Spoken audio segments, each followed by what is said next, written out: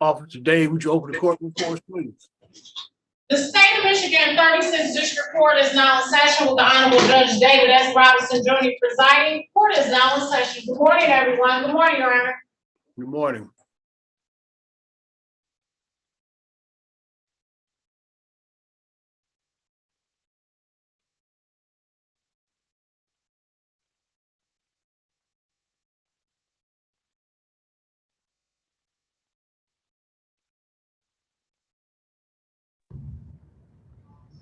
Good morning, Judge. Good morning, Counsel. You got 831? I'm sorry. Yes, one case. Okay. I'm waiting for Mr. Rayner to join us. We can get started. All right, thank you. Unless you guys are settled. No, Judge. No. Wrong answer. All right, let's get started. We are on the record with file number 22-198831, Ally Financial versus Willadine Houston. This appears to be our second pretrial. Could I have your appearances? Yes, thank you, Judge. This is Natasha Dixon on behalf of the plaintiff. My P number is 82333. Good morning, Judge and Counsel. My name is Steve Reyna, P42423, appearing on behalf of the defendant, Willadine Houston. Okay, guys, this is our second pretrial. How is our written discovery done? Are we about done? I've received the discovery that was sent to me by the plaintiff, and I want to thank her for being such a courteous person to correspond with. She brightened my day every time she wrote. Okay, so how are we doing on the ultimate question, resolution? Well, Judge, that's the thing. In the time since I got the last discovery, there was, you may recall the last time I was here, there was a medical issue with me. I'm in the process of trying to secure some family leave time here at the office. So basically, long story short, I'd like to solicit an offer from the plaintiff so that I can take it to my client. But if there's going to be a target date that we're going to be coming back, the family leave time that I'm trying to secure would put me back on put me back in the saddle in September. So if it's possible that could be the next hearing date, I would be very appreciative. The problem I have with that, Counsel, that's a very long time on a small district court case. Sure. How many lawyers do you have in your office? Well, the thing is, I'm the one guy that does the civil. The rest of them are all criminal attorneys. Nobody else does. So the rest of your lawyers are criminals. Well, I'm a criminal myself, but I do civil work. So.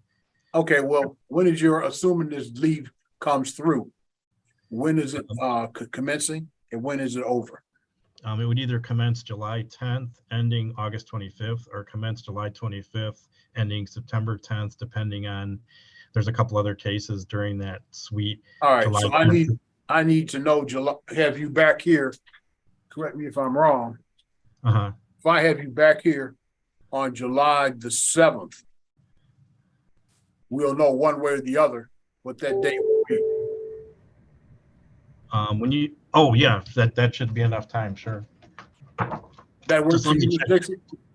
Yes, Judge, just clarify, just another pretrial on July 7th. Is that? It's just another pretrial. Your written discovery will remain open, and then we'll see what's happening with Mr. Rainey on the July 7th date. Okay. All right, and I will make that adjustment on my calendar so that I know that I'm back on the July 7th. Well, you said the day you were leaving was the 10th or the 25th. Yeah, so I'm making that adjustment on my calendars so that it's noting that I'm going to be here. I'm diarying it, Judge. Sorry for the miscommunication. Okay, July 7th at 10 o'clock. And in the meantime, I'm sorry. It's all right. At that time, you should be able to tell us my leave is commencing when, my leave is ending when. All right, okay. I will be happy to That's do that. The expectation. Yeah, and then in the meantime, you guys could settle the case. That's what I'm going to do. I'm going to just kick you, just as a reminder, Counsel, I'm going to just kick you a reminder email. Please send me a settlement offer. Yeah, I'll definitely do that. I'll definitely do that. Okay, and I'll see you guys July the 7th at 10 o'clock. And Mr. Rayner is going to let us know at that point in time the contours of his family leave. All right, thank you, Judge. Okay? All right, thanks. Be safe out here. Your written discovery remains open. Thank you for coming in. Thank you, Judge. Thank you, Counsel. Thank you. Bye.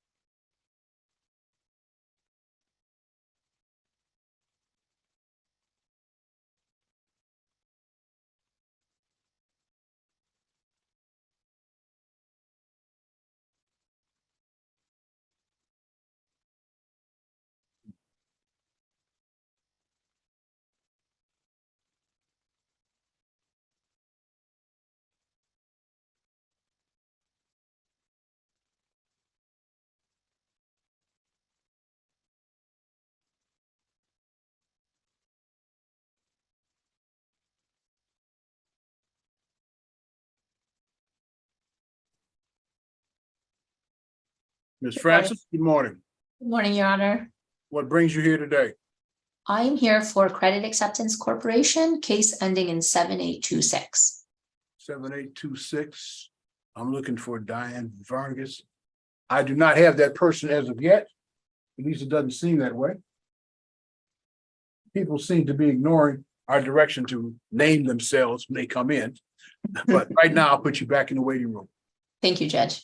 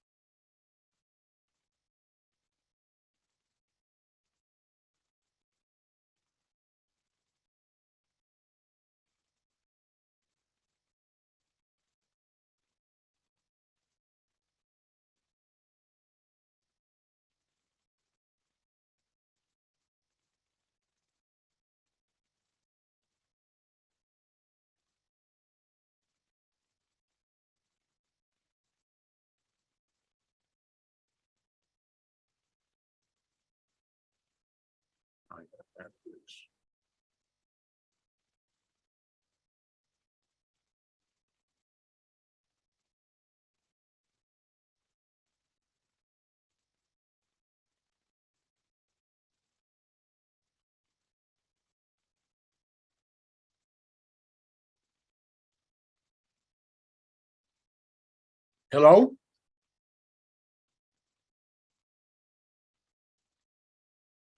Hello?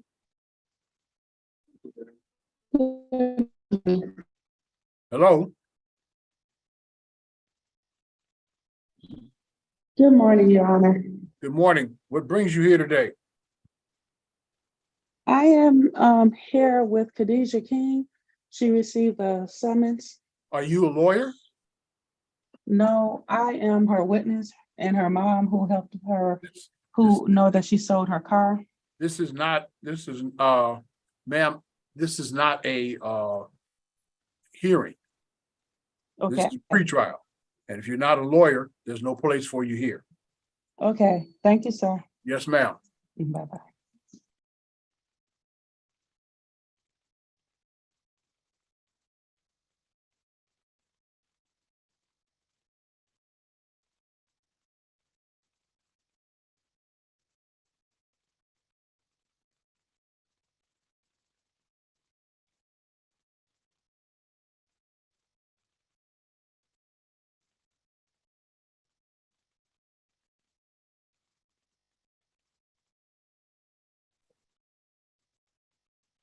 Morning, counsel.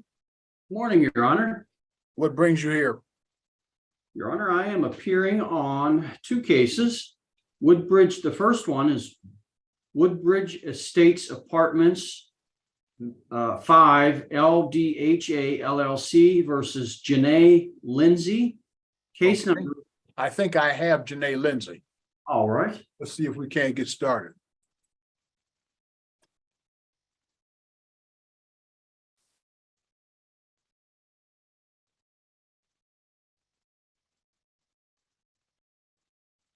Hello? Good morning. What is your name? My name is Janae Lindsay. We are on the record calling file number 22198-388 Woodbridge Estates versus Janae Lindsay. Date and time for motion for summary disposition. Appearances, please. Good morning, Your Honor. Christopher Sosson, spelled SOSSONG, P59383, appearing on behalf of the plaintiff. And what is your name, ma'am? Janae Lindsay. Counsel, this is your motion for summary disposition. Thank you, Your Honor. It is plaintiff's motion for summary disposition, and it is brought pursuant to Michigan Court Rule 2.116 C9, C10, and I1 for the reasons as set forth in both the motion and attached brief in support. Your Honor, this is a claim that was brought by the plaintiff to recover an unpaid balance owing to it as a result of a tenancy and a lease agreement that the parties entered into on or about February 1 of 2018 through the expiration of the lease and the vacate by the defendant. The parties did contract and entered into a lease agreement, provide for monthly rental payments of $1,150. Plaintiff, in fact, provided the premises and the property for rental to defendant as agreed in accordance with the rental agreement. Pursuant to the terms and conditions of the lease agreement, the defendant was to pay the balance for the rental during the period of her tenancy. She defaulted on the terms and conditions of the agreement by failing to pay rent as agreed and promised from July 1st of 2021 through November 12th of 2021. The defendant also failed to remove, pursuant to the lease agreement, personal belongings from the premises. And so subsequently, that left defendant with unpaid rents and unpaid rents, and plaintiff having to remove those belongings from the premises. Defendant defaulted on her agreement and no plaintiff a total unpaid balance of $7,104.95. Plaintiff commenced this cause of action to recover the unpaid balance owing to it as a result of the tenancy and the lease agreement the parties had entered into. The defendant admits in her request for admissions that she had entered into an agreement with the plaintiff, that she did receive privileges associated with the lease agreement, and she did receive the services pursuant to the agreement. Attached in support of plaintiff's motion for summary disposition, as one of the bases for this motion is C10. Attached in support is documentary evidence. First, attached in exhibit number 1 are the admissions of fact as set forth. The admissions of fact in paragraphs 1 through 3 and paragraph number 5 that supports that the parties entered into an agreement, that the defendant received privileges associated with the agreement, and she received the services pursuant to the agreement that she entered into with plaintiff, and that there is an amount that remains due and owing on said agreement as set forth in paragraph 5. Attached in exhibit number 2 is the lease agreement that the parties entered into that established the tenancy. Finally, attached in exhibit number 3 is the move out disposition, or the statement sent to the defendant upon the move out that reflects the itemization for the unpaid rent and the damage incurred for the No total. damages incurred. Excuse me, ma'am. Excuse me, ma'am. Okay. For the total amount of $7,104.95. Finally, attached exhibit number 4 contains the plaintiff's ledger, which reflects an itemization of the history, the tenant history of charges, credits, and payments to date, also supporting the balance being sought by plaintiff in the pending action. Additionally, I would note as well for the record that the parties were before the court here recently on May 30th of 2023, and the court had requested that the defendant file a response to plaintiff's motion for summary disposition as it had been filed.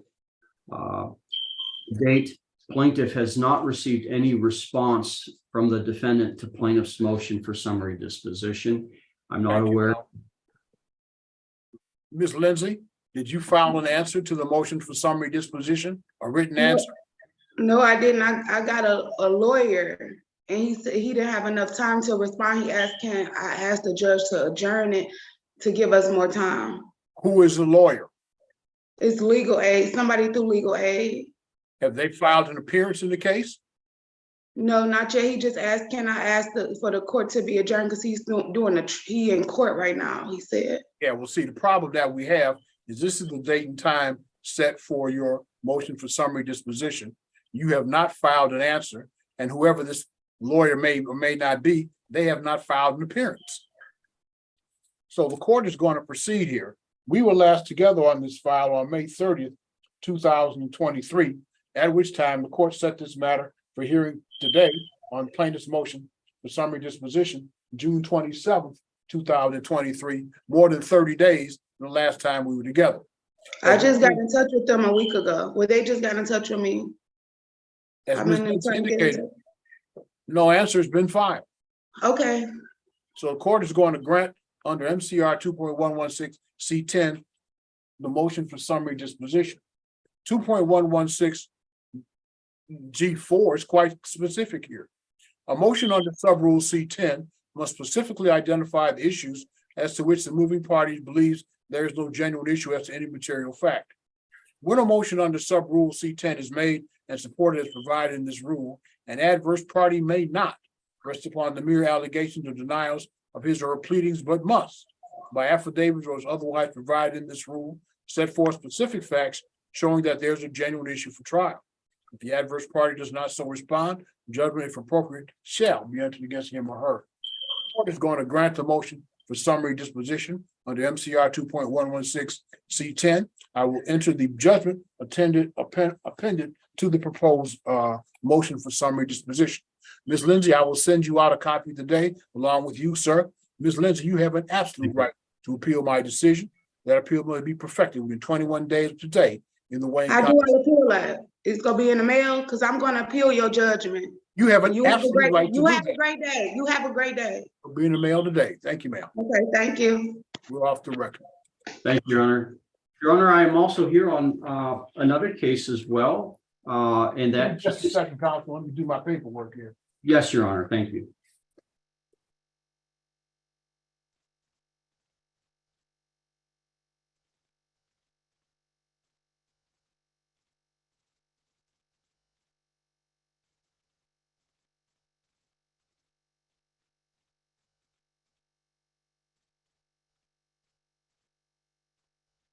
Okay, what is the other case you have, sir? Your Honor, that case is Automobile Club of Michigan versus Khadijah King? Khadijah King. That's I correct. believe she has arrived as well.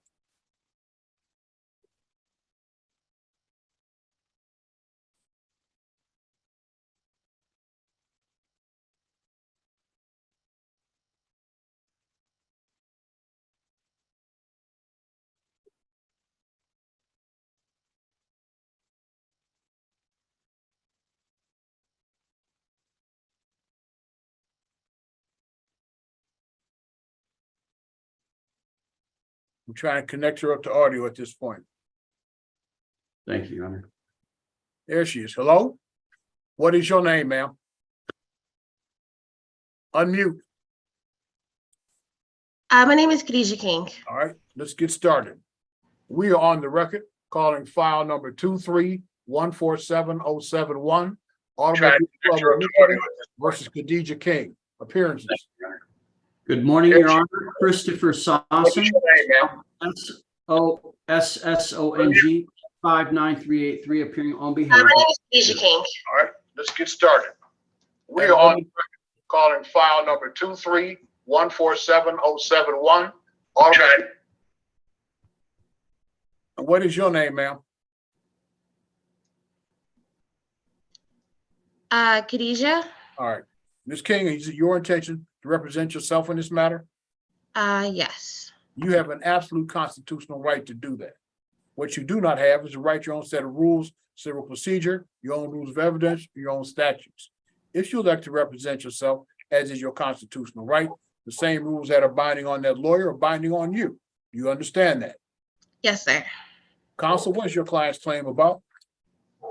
Thank you, Your Honor. Your Honor, the pending claim brought against the defendant is a subrogation claim brought by the plaintiff to recover reimbursement for expenses paid by the no fault insurer as a result of the defendant's ownership of the motor vehicle.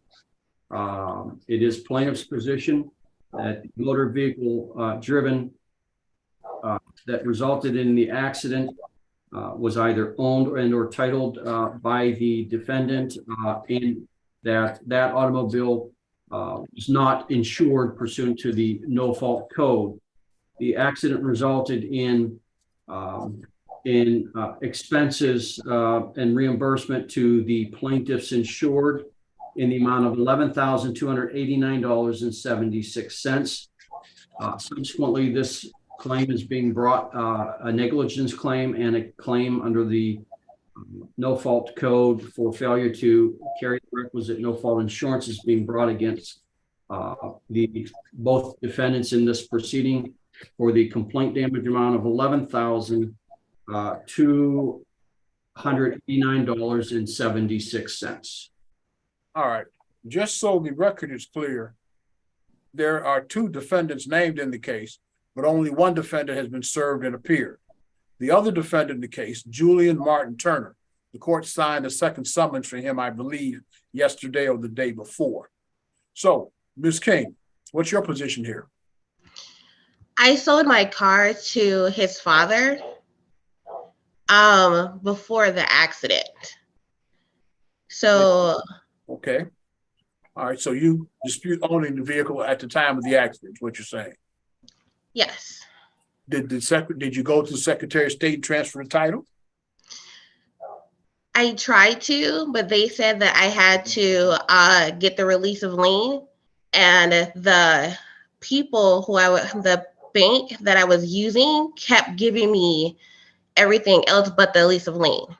Okay, so here's what I'm going to do then.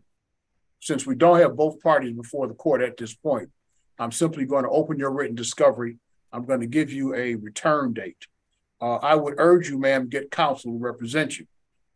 Under the Michigan's No Fault Act, if there's a vehicle involved in the motor vehicle accident and involved under Michigan law, the no fault means contact with. It doesn't mean fault. It means contact. If that vehicle is involved and there's contact and PIP benefits, medical benefits, wage loss benefits, etc., are paid, the owner or registrant of the uninsured vehicle is liable to reimburse the insurance company for those expenses, plus attorney fees, plus adjustment costs. So I would urge you as strongly as I can to get counsel, but again, you have an absolute right to represent yourself. What I'm going to do is I'm going to open your written discovery. I'm going to give you a return date on Zoom with me. That return date will be July 25 at 10 a.m. And hopefully, counsel, by that time, we will have achieved service on the other defendant as well. Yes, So Your Honor. what I would suggest is that you get your process server moving in that regard. Absolutely. So we'll see everybody July 25 at 10 a.m. Thank you all for coming in. Thank you very much, Your Honor. Thank you, Mr. King. Have a good day. Yeah, Just be safe out here. Thank you, Your Honor. You too. thank you too.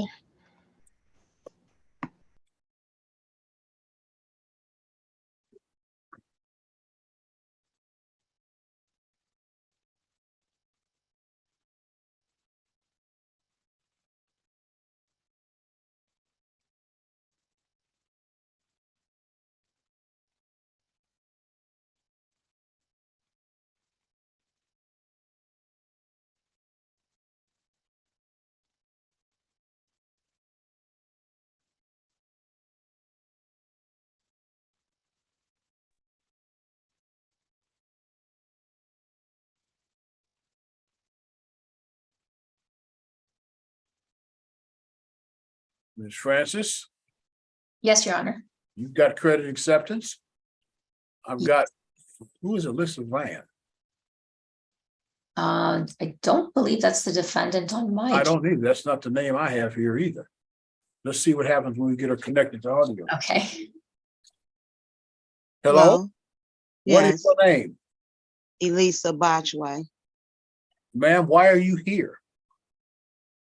I had court today. I don't believe so, ma'am.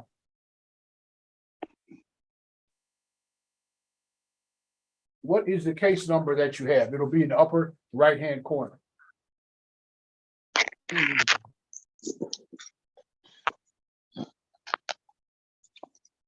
I had court with Michael Barkley. I can't find You have court with who? Michael.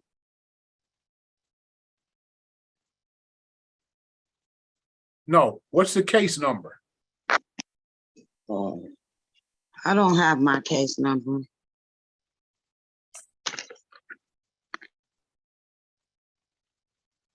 I do not have you on the docket today, ma'am.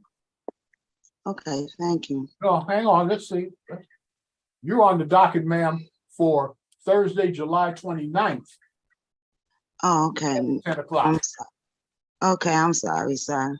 All right, going forward, you should make sure you always have your case number in case you have a problem like today. I'll see you on Thursday, ma'am. Thank you for coming in. Thank you. Mm-hmm.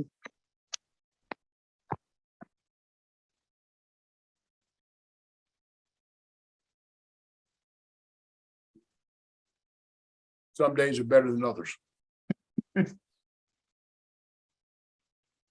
All right, we are on the record calling file number 23147-826, Credit Acceptance Corporation versus Diane Vargas Vega, excuse me. By a notice dated May 31st, 2023, and sent to the parties on that date. This matter set for hearing today, June 27th at 10 o'clock, is now 10:28. Could I have your appearance? Good morning, Your Honor. Sandra Francis on behalf of the plaintiff, P74229. Ms. Francis, the defendant has failed to appear. No good cause for that failure having been shown. The default in the defendant is hereby entered. Thank you for your time. Thank you, Judge. Have a nice day. Send that out today. Thanks for coming in. Thank you. We're gonna go off the record.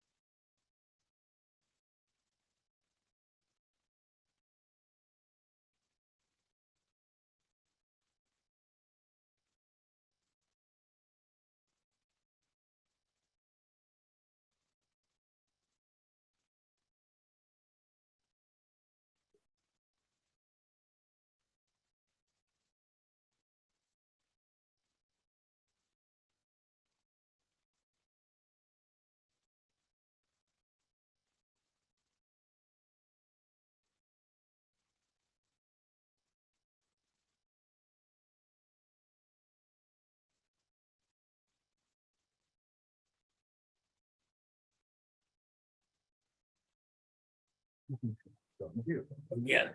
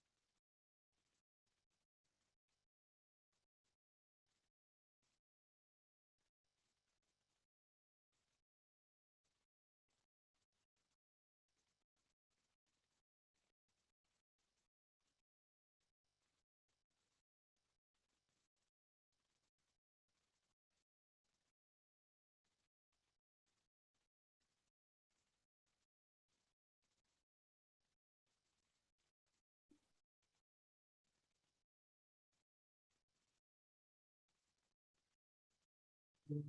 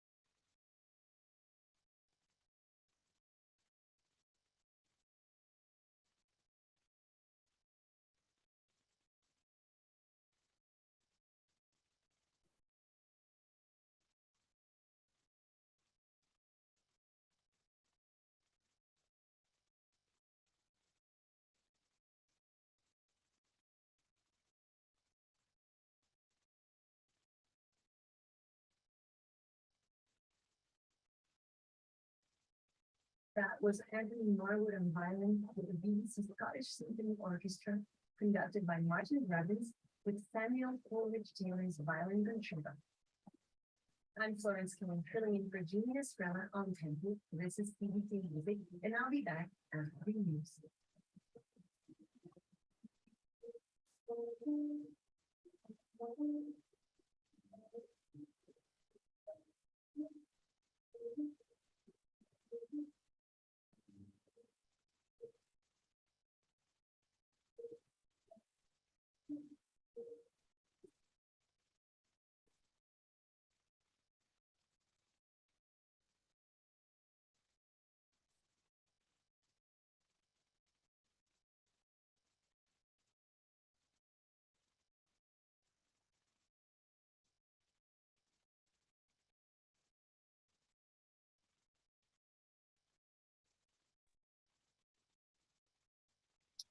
Hello? Good morning, Ms. Judge Brown? Robinson. Can you Good hear me? morning. Good I morning. wanted to let you know that I knew you were here, but as you know, yours is a small claim appeal. So it has to come after I have motion for summary disposition that I have to dispose of first. Then I have to go turn off the recording device, because as you know, small claims matters are done off the record. So I'll put you back in the waiting room and I'll let you know when I'm ready to go turn the other things off so we can get started, okay? Okay, thank you.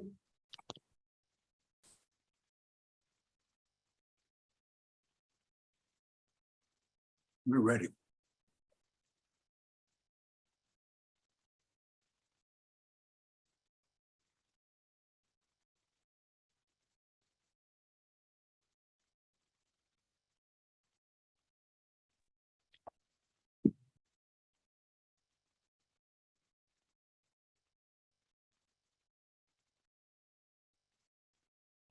Good morning. Good morning, Your Honor. We are, I don't have as of yet. Let's see.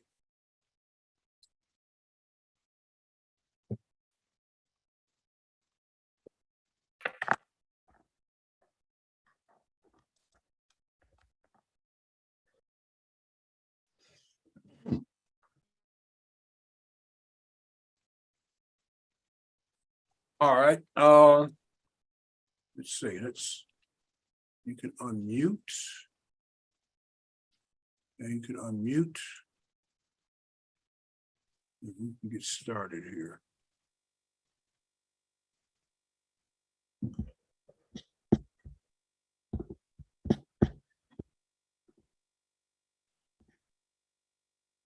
I have everybody here.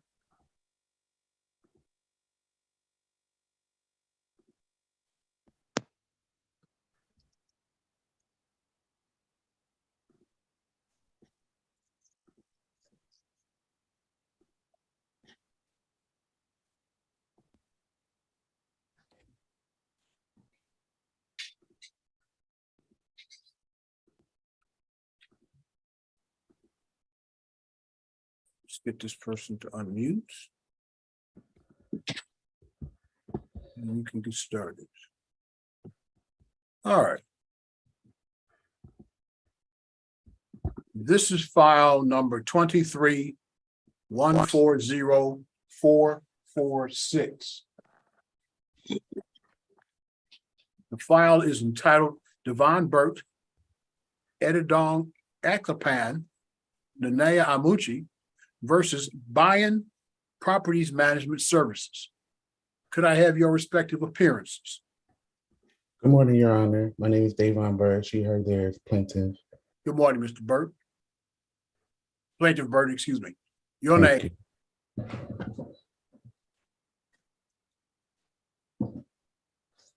Did you say my name? Yes. Okay. My name is Adidyoung Adakman, plaintiff Adidyoung Adakman, case number 231-40446 present. Plaintiff. And your name? My name is Nanaya Muchi, they, them pronouns, plaintiff on case 231-40446. Okay. And in the upper right-hand corner, your name? If you're Joelle Wright. I'm sorry, I didn't hear you again. Yes, Your Honor. Joelle Wright Terry on behalf of Memorials by Marsh and Sassy.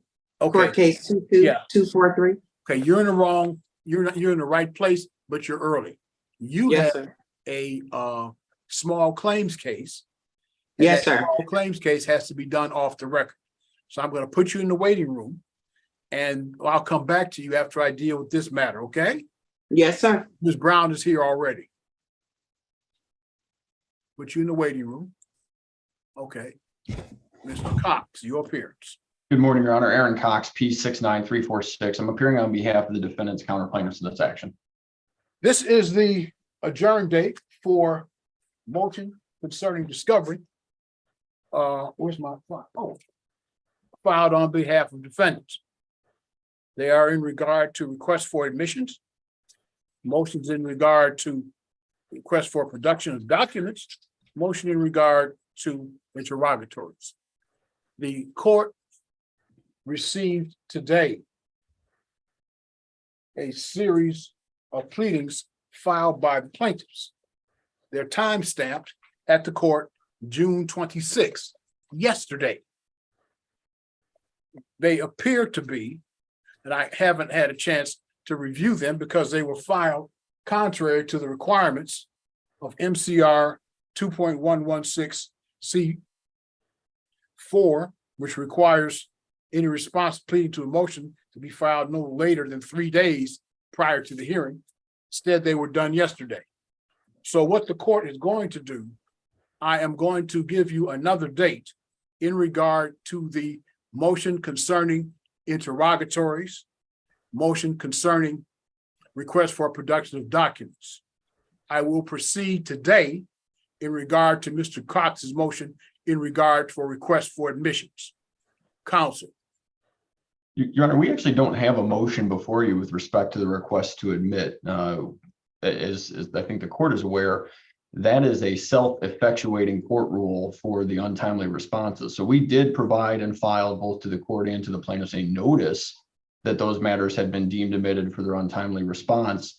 As I understand the law and the court rules, the burden is now on the plaintiffs to file some motion asking this court to deem those admitted responses either amended or to allow for their late response.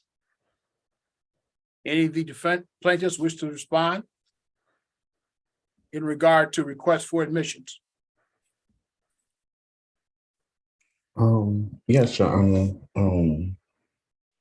Give me a second to review my notes real quick.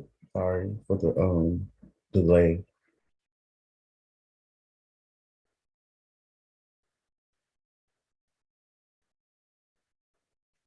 I know we sent her interrogatories and the No, we're not talking about the interrogatories. The only matter that I'm dealing with today is the request for admissions. And you filed yesterday what appeared to be answers in regard to requests for admissions. And so these appear to be different Ask Steph something real quick. than the ones you had previously filed. So what I'm going to do is, here's the situation. If anyone wants to be heard on request for admissions on behalf of the plaintiffs or individual as a plaintiff, obviously, because you can't represent other persons if you're not a lawyer, please speak up at this time. Because I'm going to, because of let me ask you this, Mr. Cox, did you receive the answers to interrogatories and requests for production of documents that the plaintiffs served yesterday? At 10:50, yes, the United States Post Office provided me with a package that is now on my desk from the plaintiffs. All right, I'm not in a position to rule on something that I didn't have enough time to rule. That's why the court rule provides that the court is supposed to have notice of this, not the day before. So this is what I'm going to do. Mr. Cox's motion in regard to the interrogatories and request for production of documents will be adjourned to July 25 at 11 o'clock. Make sure I got the right date here, because I have other matters on that date.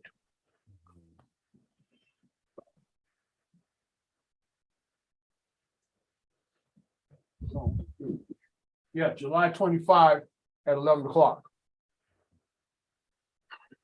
The court is going to issue a ruling now in regard to the request for admissions. The ruling of the court in regard, yes, plaintiff, you wish to be heard. Thank you so much, Judge, for allowing me to speak. I know I was going to first check in with Deb before I spoke, as I asked for the judge to give us just some time before the ruling to kind of like seek some counsel with each other, just to update Deb, because we have a lot of paperwork, so like we have to as proceed plaintiff just kind of communicate so that there's clarity. But we actually did answer Aaron Cox's request to admit. We received that on April 5th. And we responded before the May 5th hearing, the request to admit, and we had it notarized. And so we already answered that. So that's why we were asking in our motion that we did not understand why they asked us to compel more evidence, because we didn't know that Aaron was saying that our answers were not sufficient enough for him. But we did answer it in time. So we don't know why the facts are deemed admitted, because he did send it to us on the 5th, or after the 5th actually. So he sent it to the court on the 5th of April, right? But we received it maybe the 7th or the 8th. And then we responded by the May 30th, I think, was it, court hearing. So we answered within that 28 days. And so when he filed the stuff to admit, we did share our argument, our response to his motion to compel. We shared our argument there, like, hey, we're not sure why you're trying to compel us or deem facts admitted, because we have actually responded to your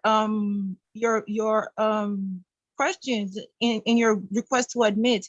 And when Aaron submitted the stuff, it shows our answers actually in his exhibits. So he received it in May. And so, yeah, I was going to check in with Plaintiff Dev, just because I know, like, we've just been going through so much, Judge. We're trying to move out of the home, and I know it means nothing. That's fine. I just wanted to explain why I wanted to check in with Dev. All right, what I'm going to do is I'm going to allow Mr. Cox to say whatever he wants to say, only in regard to request to admissions. All right, thank you. And then I've got a ruling to make. Mr. Cox. Your Honor, just very shortly, our discovery requests, including those requests to admit, were served upon the plaintiffs on March 7, 2023. Their responses were due no later than April 6th. The plaintiff, at least one of them, has acknowledged that they did not timely file responses to those requests to admit. Pursuant to MCR 2.312, the failure to timely respond to those requests to admit is a self-effectuating result, meaning that they are deemed admitted.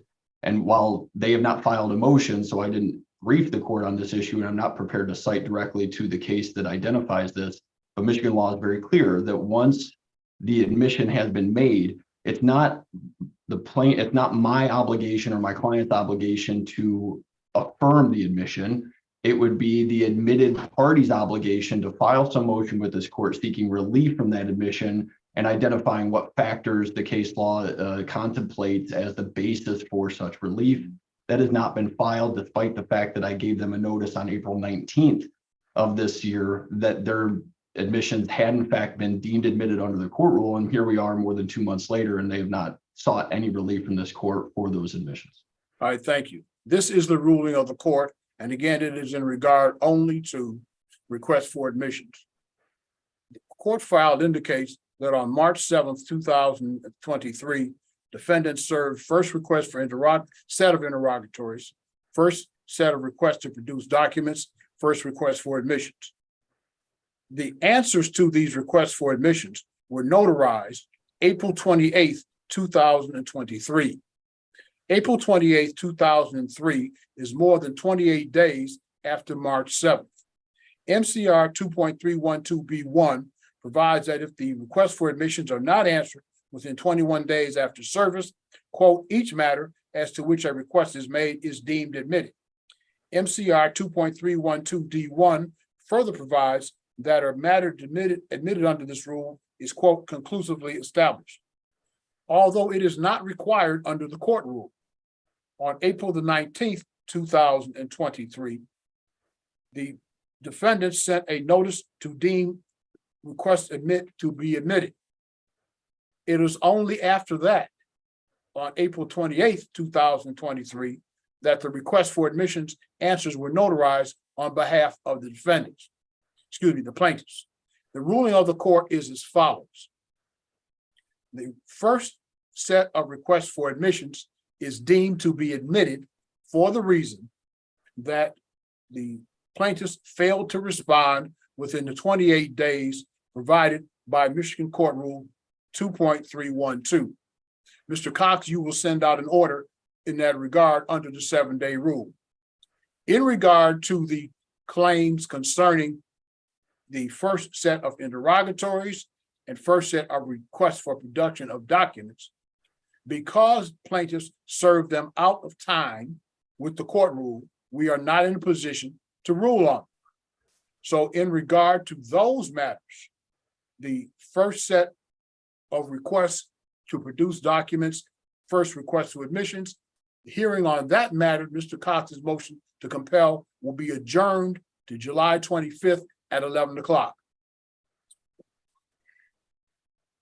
Mr. Cox, I look forward to your order. We'll see you folks July 25, 2023 at 11 o'clock in regard to Mr. Cox's motion concerning the request for production of documents and interrogatories.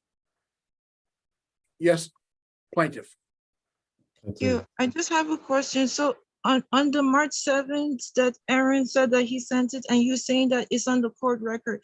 Is the court records you're viewing different from the court records that is on the register of actions? I'm looking at the actual pleadings itself, and I'm also Okay, looking. so at you're saying that there is a Perhaps timestamp on them. perhaps I could finish talking without being interrupted. I'd really appreciate that.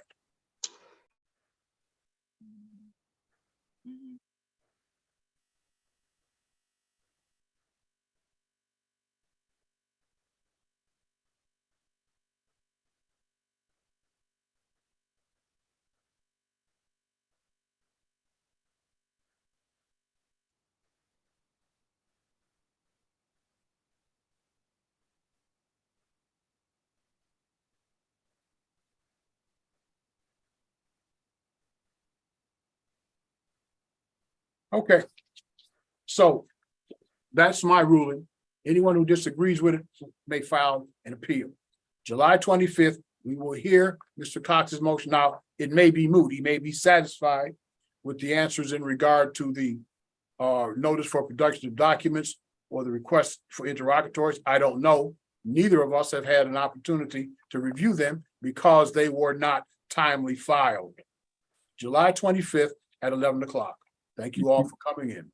Your Honor, I apologize. On that point, I may review them and determine that I'm satisfied. I don't know that I necessarily want to require everybody to come back to court next month if that is in fact the case, but I don't have an effective means of communication with the plaintiffs.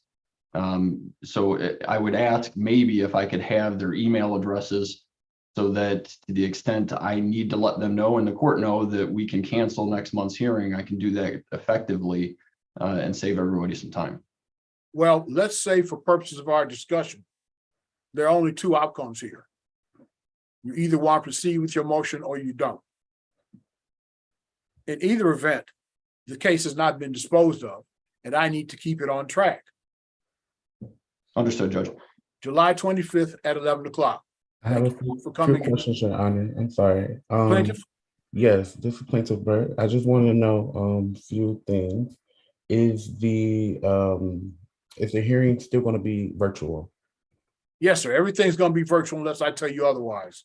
Okay, thank you, Your The Honor. Supreme Court has required that we do, to the extent possible, everything virtually. Okay, thank you. Appears to be their newest wish. Thank you, All Your right. Honor. July 25th, 11 o'clock. Mr. Yeah. Cox, looking forward to your order. Thank you Thank all you, for Your Honor. coming in.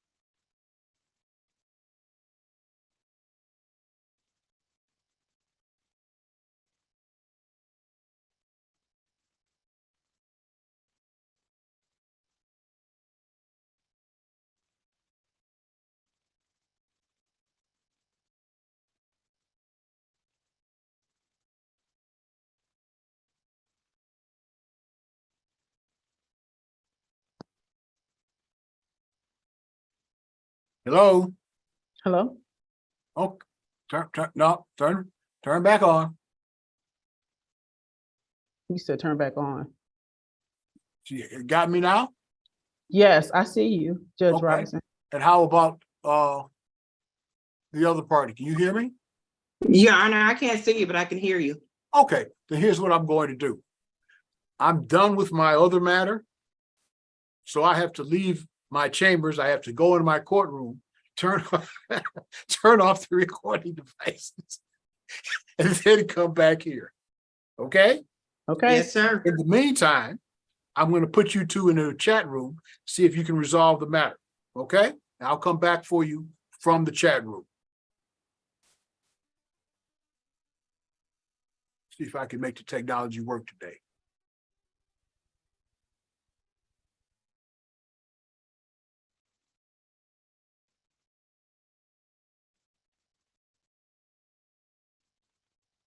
Yeah, there we go.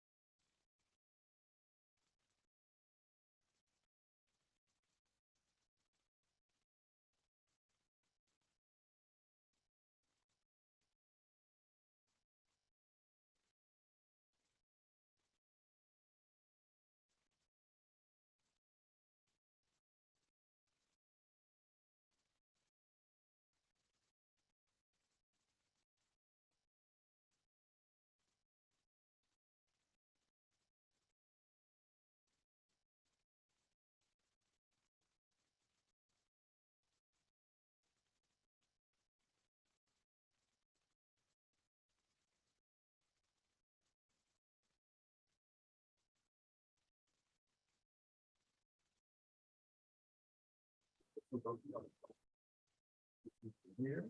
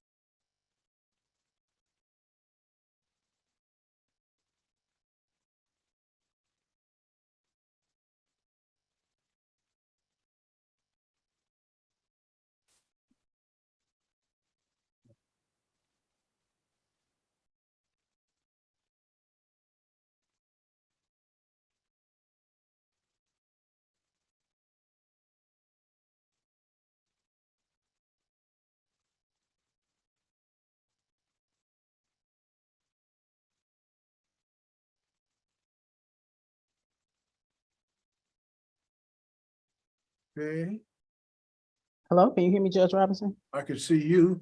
I don't see the other side. Uh, Return but- to. Yeah, she muted the phone and then turned off the camera. Okay, we'll move it to the main session and we'll get started. All right.